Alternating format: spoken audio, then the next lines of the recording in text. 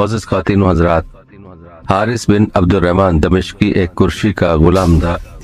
حصول آزادی کے بعد یاد الہی کی طرف مائل ہوا اور بعض اہل اللہ کی دیکھا دیکھی رات دن عبادت الہی میں مصروف رہنے لگا۔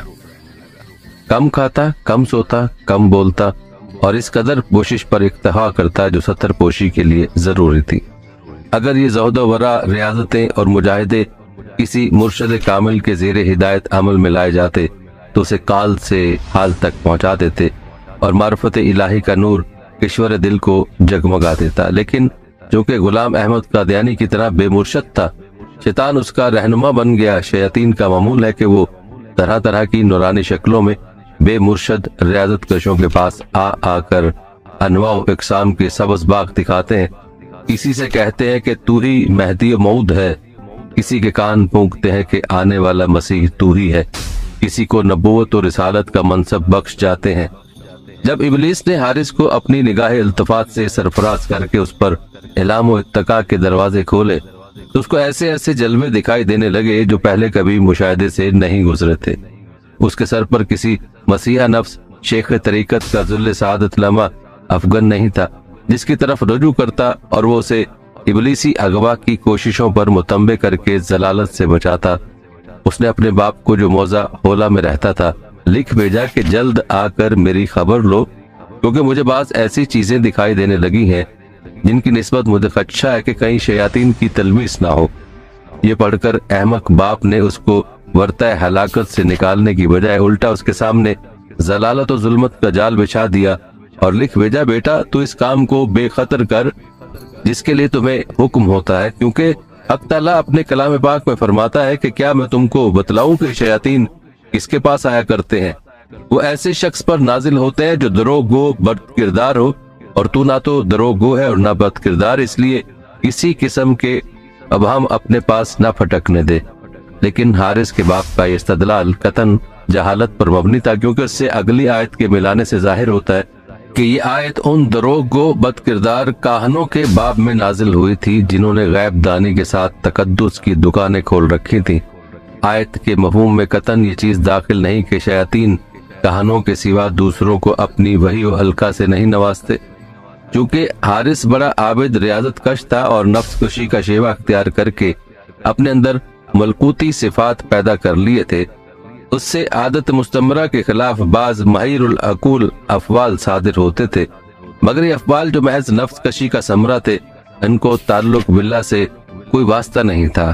مسجد میں ایک پتھر پر انگلی مارتا تو وہ تسبیح پڑھنے لگتا، موسم گرما میں لوگوں کو موسم سرما کے پھل اور میوے اور جاڑے میں تابستان کے پھل پیش کرتا، بعض اوقات کہتا آؤ میں تمہیں موضع دیر مرا ضلع دمشق سے فرشتے نکلتے دیکھوں، چنانچہ حاضرین بری العین دیکھتے کہ نہایت حسین و جمیل فرشتے بصورت انسان گھوڑوں پر سوار جا رہے ہیں۔ یہ وہ وقت تھا جب شیاطین ہر روز کسی نہ کسی نوری شکل میں ظاہر ہو کر حارث کو یقین دلا رہے تھے کہ تو خدا کا نبی ہے۔ ایک دن شہر کا ایک رئیس قاسم نامی اس کے پاس آیا اور پوچھا تم کس بات کے مدعی ہو؟ کہنے لگا میں نبی اللہ ہوں۔ قاسم نے کہا خدا کے دشمن تو جھوٹا ہے، نبوت تو خاتم الانبیاء حضرت محمد مصطفیٰ صلی اللہ علیہ وآلہ وسلم کی ذات گرامی پر ختم ہو گئی، اب کوئی شخص منصب نبوت پر سرفراز نہیں ہو سکتا۔ دمشق جہاں حارث کذاب مدعی نبوت تھا، خلفائے بنو امیہ کا دارالخلافہ تھا، اور ان ایام میں خلیفہ عبد الملک دمشق کے تخت سلطنت پر متمکن تھا۔ قاسم نے جھٹ قصر خلافت میں جا کر خلیفہ عبد الملک کو بتایا کہ یہاں ایک شخص نبوت کا دعوے دار ہے۔ خلیفہ نے حکم دیا کہ اس کو گرفتار کر کے میرے سامنے پیش کیا جائے، لیکن حارث اس سے پیشتر دمشق سے بھاگ کر بیت المقدس چلا گیا اور وہاں نہایت خاموشی اور رازداری کے ساتھ لوگوں کو اپنی نبوت کی دعوت دے رہا تھا۔ بیت المقدس میں حارث کے بعض مرید ایک بصری کو اس کے پاس لے گئے جو بیت المقدس میں نووارد تھا۔ جب بصری نے توحید الہی کے متعلق حارث کی نکتہ آفرینیاں سنی تو اس کا گرویدہ ہو گیا، لیکن جب حارث نے بتایا کہ میں نبی مبعوث ہوا ہوں تو بصری نے کہا کہ میں تمہارا دعوی نبوت تسلیم نہیں کر سکتا، کیونکہ نئی نبوت کا دروازہ حضرت نبی آخر الزمان صلی اللہ علیہ وآلہ وسلم کی بعثت کے بعد بند ہو چکا ہے۔ حارث نے کہا نہیں تم سوچو اور غور کرو، میری نبوت کے یہ دلائل ہیں۔ بصری بغیر کسی مزید حیل و حجت کے وہاں سے چلا آیا اور وہاں سے دمشق جا کر خلیفہ سے ملا اور حارث کے دعوی نبوت کی شکایت کی۔ خلیفہ عبد الملک نے پوچھا وہ کہاں ہے؟ بصری نے بتایا کہ وہ بیت المقدس میں فلاں جگہ چھپا ہے۔ خلیفہ نے 40 فرغانی سپاہی اس کے ساتھ کر دیے۔ یہ لوگ بیت المقدس پہنچے اور اس کو گرفتار کر لیا اور زنجیر گردن میں ڈال کر اس کے دونوں ہاتھ گردن سے باندھے اور لے چلے۔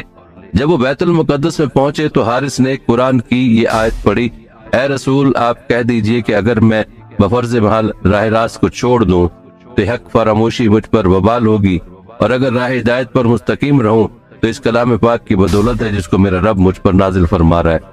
اس آیت کا پڑھنا تھا کہ گلے اور ہاتھ کی زنجیر ٹوٹ کر زمین پر جا گری۔ یہ دیکھ کر پیادوں کو کچھ بھی اچنبھا نہ ہوا اور انہوں نے زنجیر اٹھا کر دوبارہ اس کے ہاتھ گلے سے باندھے اور لے چلے۔ جب دوسرے درجے پر پہنچے تو حارث نے وہی آیت پڑھی اور زنجیر دوبارہ کٹ کر زمین پر آ رہی۔ پیادوں نے از سر نو زنجیر کو اٹھایا اور سہ بارہ جکڑ کر دمشق لے چلے۔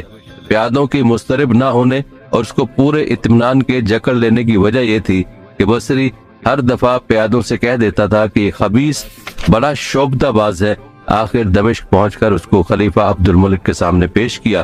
خلیفہ نے پوچھا کیا واقعی تم مدعی نبوت ہو؟ حارث نے کہا ہاں، لیکن میرا یہ دعویٰ کچھ من گھڑت نہیں ہے، میں جو کچھ کہتا ہوں وہی الہی کے بموجب کہتا ہوں۔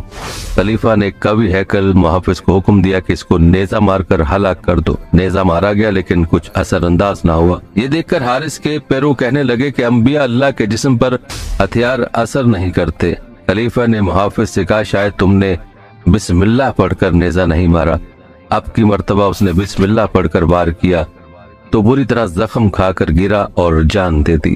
یہ 9 ہجری کا واقعہ ہے۔ شیخ الاسلام امام ابن تیمیہ نے کتاب الفرقان میں اولیاء الرحمن و اولیاء شیطان میں لکھا ہے کہ حارث کی ہتھکڑیاں اتارنے والا اس کا کوئی شیطان دوست تھا اور اس نے گھوڑوں کے جو سوار دکھائے تھے وہ ملائکہ نہیں بلکہ جنات تھے۔ قاضی ایاز شفا فی الحقوق دار المصطفیٰ میں لکھتے ہیں کہ خلیفہ عبد الملک بن مروان نے حارث کو قتل کرا کے سولی پر لٹکوا دیا۔ خلفاء سلاطین اسلام نے ہر زمانے میں مدعیان نبوت کے ساتھ یہی سلوک کیا ہے اور علماء معاصرین ان کے اس عمل خیر کی تائید و تحسین کرتے رہے ہیں، کیونکہ یہ جھوٹے مدعیان نبوت خدائے برتر پر بہتان باندھتے ہیں کہ اس نے ان کو منصب نبوت سے نوازا ہے۔ یہ لوگ حضرت خیر الانام صلی اللہ علیہ وآلہ وسلم کے خاتم النبیین اور لا نبی بعدی ہونے کے منکر ہے۔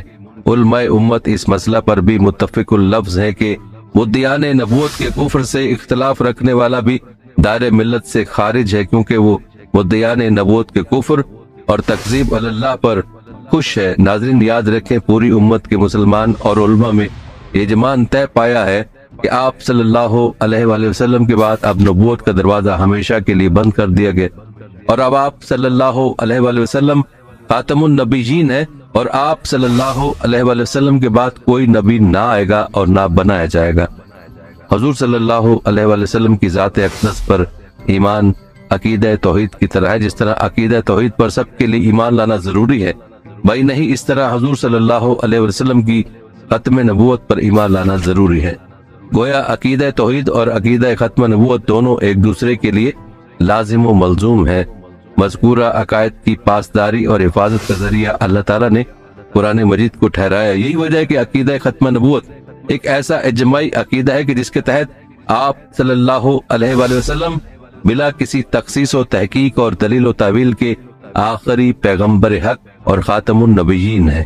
حجت الاسلام امام غزالی رحمۃ اللہ علیہ الاقتصاء دفع الاعتقاد میں فرماتے ہیں یعنی امت نے بالا جمع اس لفظ خاتم النبیین کا مفہوم یہ سمجھا کہ آپ صلی اللہ علیہ وآلہ وسلم کے بعد نہ کوئی نبی آئے گا اور نہ رسول، اور اس پر اجماع ہے کہ اس لفظ میں کوئی تعویل و تخصیص نہیں اور اس کا منکر اجماع کا منکر ہے۔ چونکہ عقیدہ ختم نبوت قرآن کی 100 آیات اور حضور صلی اللہ علیہ وآلہ وسلم کی متواترہ 210 احادیث مبارک سے ثابت اور موثق فیصلہ ہے۔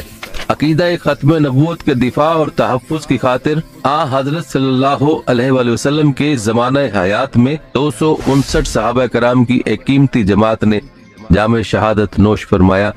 عقیدہ ختم نبوت کے تحفظ اور بقا کی خاطر سب سے پہلے حضرت صلی اللہ علیہ وآلہ وسلم کے خلیفہ اول حضرت ابو بکر صدیق رضی اللہ تعالیٰ عنہ نے اپنے عہد خلافت میں مسلمہ کذاب کے خلاف یمامہ کے مقام پر جنگ لڑی، اس میں صحابہ کرام کی ایک ضخیم تعداد تقریباً 1200 کے لگ بھگ نفوس قدسیہ صحابہ اور تابعین کی جماعت شہید ہوئی۔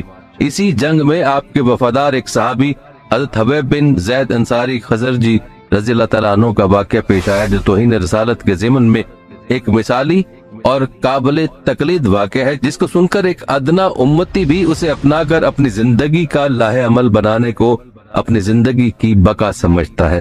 ناظرین، اسد الغابہ فی معرفت الصحابہ میں دی گئی عبارت کا ترجمہ ملاحظہ فرمائے۔ حضرت حبیب بن زید انصاری کو حضرت صلی اللہ علیہ وآلہ وسلم نے یمامہ کے قبیلے بنو حنیفہ کے مسلمہ کذاب کی طرف بھیجا۔ مسلمہ کذاب نے حضرت حبیب سے کہا کہ کیا تم گواہی دیتے ہو کہ محمد اللہ کے رسول ہیں؟ حضرت حبیب نے فرمایا ہاں۔ مسلمہ نے کہا کہ کیا تم اس بات کی گواہی دیتے ہو کہ میں مسلمہ بھی اللہ کا نبی ہوں؟ حضرت حبیب نے جواب میں فرمایا کہ میں بہرا ہوں، مجھے آپ کی بات سنائی نہیں دیتی۔ مسلمہ بار بار سوال کرتا رہا، وہ یہی جواب دیتے رہے اور مسلمہ ان کا ایک ایک عضو کاٹتا رہا، حتیٰ کہ جسم کے ٹکڑے ٹکڑے کر کے ان کو شہید کر دیا۔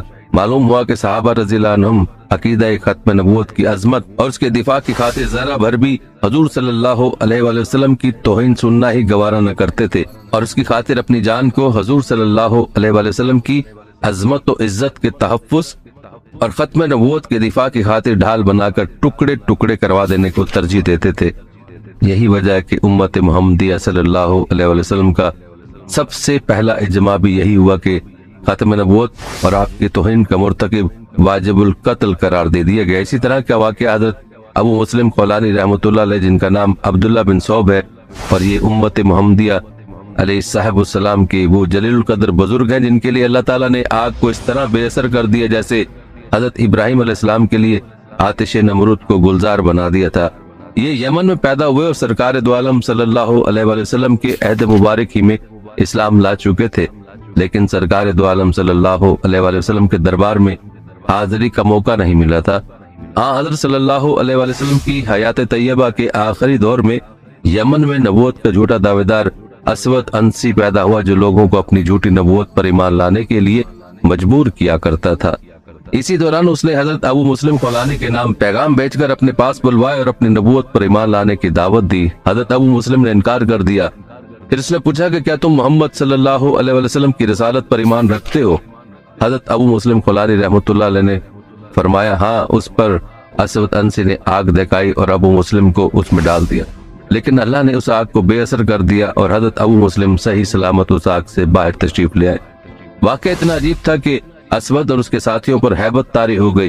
اسود انسی کے ساتھیوں نے اسے مشورہ دیا کہ اسے جلا وطن کر دو، ورنہ خطرہ ہے کہ اس کی وجہ سے تمہارے پیرووں کے ایمان میں تزلزل آ جائے۔ چنانچہ انہیں یمن سے جلا وطن کر دیا گیا۔ یمن سے نکل کر ایک ہی جائے پناہ تھی، یعنی مدینہ منورہ۔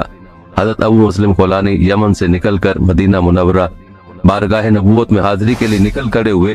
حضرت ابو مسلم خولانی رحمۃ اللہ علیہ جب مدینہ منورہ پہنچے تو معلوم ہوا کہ حضرت محمد صلی اللہ علیہ وآلہ وسلم دنیا سے پردہ فرما چکے ہیں۔ انہوں نے اپنی اونٹنی مسجد نبوی صلی اللہ علیہ وآلہ وسلم کے سامنے بٹھائی اور اندر آ کر ایک ستون کے پیچھے نماز پڑھنا شروع کر دی۔ وہاں حضرت عمر رضی اللہ تعالیٰ عنہ موجود تھے۔ ایک اجنبی مسافر کو دیکھ کر ان کے پاس تشریف لائے اور پوچھا کہ کہاں سے آئے ہو؟ ابو مسلم نے جواب دیا کہ یمن سے آیا ہوں۔ عمر رضی اللہ تعالیٰ نے فوراً پوچھا کہ اللہ کے دشمن اسود انسی نے ہمارے ایک ساتھی کو آگ میں ڈال دیا تھا اور آگ نے ان پر کوئی اثر نہیں کیا تھا، تو بعد میں ان کے ساتھ اسود انسی نے کیا معاملہ کیا تھا؟ ابو مسلم خولانی نے جواب دیا کہ ان کا نام عبداللہ بن صوب ہے۔ اتنی دیر میں حضرت عمر رضی اللہ تعالیٰ عنہ کی فراست پہچان چکی تھی کہ یہ وہی شخص ہیں۔ آپ رضی اللہ تعالیٰ عنہ نے قسم دے کر پوچھا کہ کیا آپ ہی وہ صاحب ہیں؟ اس پر ابو مسلم نے کہا جی ہاں، میں ہی وہ شخص ہوں۔ حضرت عمر رضی اللہ تعالیٰ عنہ نے ان کی پیشانی پر بوسہ دیا اور انہیں لا کر حضرت ابو بکر رضی اللہ تعالیٰ عنہ اور اپنے دونوں کے درمیان میں بٹھایا۔ پھر اللہ کا شکر ادا کیا کہ اس نے مجھے موت سے پہلے امت محمدیہ صلی اللہ علیہ وآلہ وسلم کے اس شخص کی زیارت کروا دی جس کے ساتھ اللہ تعالیٰ نے اپنے خلیل ابراہیم علیہ السلام جیسا معاملہ فرمایا ہے۔ آپ صلی اللہ علیہ وآلہ وسلم کے بعد کسی ولی، پیر، امام، غوث، کتب یا کسی بھی شخص کو آپ علیہ السلام کا ذل یا بروز کہنا اور تناسخ یا حلول کا عقیدہ رکھنا کفر ہے۔ ذل سایہ کو کہہ دیں، جیسے کوئی کہے کہ مرزا قادیانی شیطان کی تصویر تھا، یعنی ظل تھا۔ بروز کا معنی ہے کسی شخصیت کی جگہ کوئی دوسرا ظاہر ہو جائے، جیسے کوئی کہے کہ مرزا قادیانی نے شیطان کی شکل اختیار کر لی تھی اور اس کی جگہ ظاہر ہوا تھا۔ حلول کا مطلب ہے کسی کی روح کسی دوسرے میں داخل ہو جائے، جیسے کوئی کہے کہ مرزا قادیانی میں شیطان کی روح سرایت کر گئی ہے۔ تناسخ کا معنی ایک شخص مر جائے اور اس کی شخصیت دوسرے جنم میں کسی دوسرے کی ہو بہو شکل اختیار کر جائے، جیسے کوئی کہے کہ مرزا قادیانی اس زمانے میں شیطان مجسم تھا۔ قادیانیوں کا عقیدہ ہے مرزا قادیانی ذلی نبی تھا، یعنی آن حضرت صلی اللہ علیہ وسلم کی اتباع کی وجہ سے وہ آن حضرت صلی اللہ علیہ وسلم کا